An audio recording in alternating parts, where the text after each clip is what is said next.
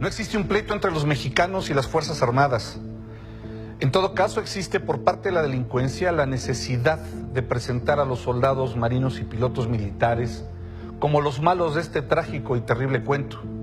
Sí, de un cuento donde los únicos que salimos perdiendo somos los mexicanos. A ver, mientras más insistan en que los militares son quienes abusan, quienes secuestran o bien quienes tienen el poder para afectar a la sociedad, entonces más mexicanos podrán corroborar que no es así.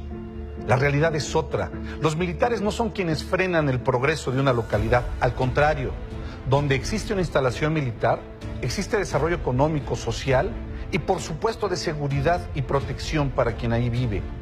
Los militares no son quienes deciden quién gobierna un país, un estado o bien un municipio. Los militares no eligen el Congreso, mucho menos jueces o ministros.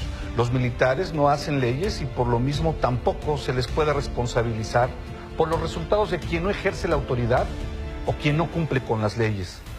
Las Fuerzas Armadas lo que intentan es generar las fortalezas para que quien gobierna lo haga primero pensando en sus gobernados. Lo hacen para dar fortaleza a quien intenta hacer guardar lo que la Constitución manda, a pesar de que no corresponde jurídicamente a los militares demandar cuando no se cumple. Eso corresponde a la nación.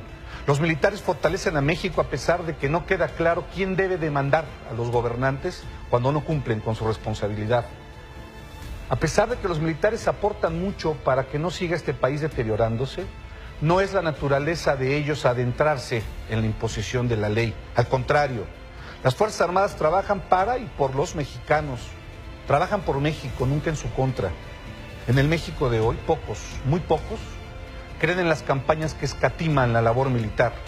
A las pruebas se remiten y de ellas son los niveles de confianza que la gente tiene en sus soldados de tierra, mar y aire.